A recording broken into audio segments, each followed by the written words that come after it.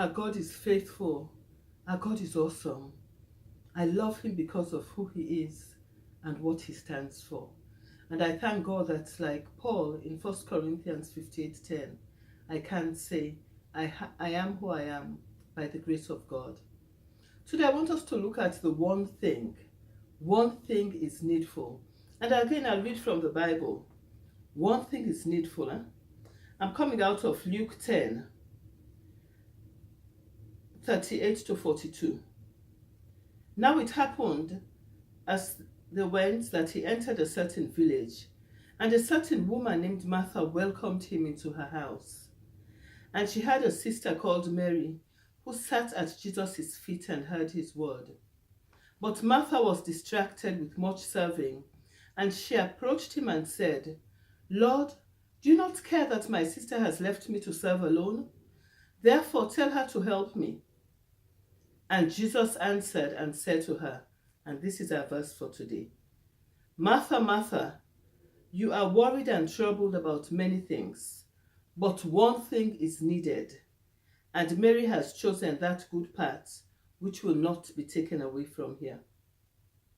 As we read these scriptures and have meditated on them, I see the importance of balancing personal devotion and practical duties. Balancing personal devotion to God and practical duties.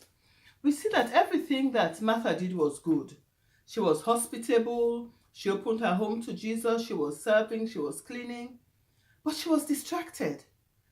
Everything she did was good, but Mary understood the times and the seasons. She understood that now I have Jesus here. This isn't the time to be running up and down. It's the time to eat and drink and dine with him at a spiritual level, at a deep level.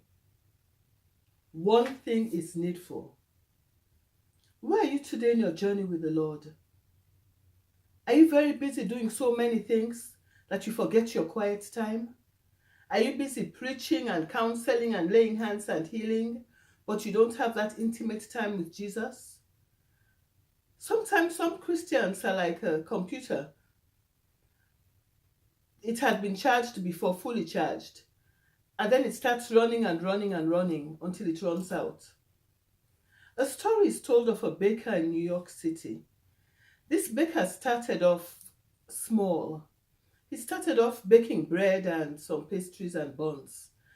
And as he kept doing it, his business kept expanding. He was so busy doing his business that he forgot he had a family, he forgot he had friends, he forgot about his community, he forgot about himself. He became a millionaire, but then he had lost everything. And he's referred to as the starving baker.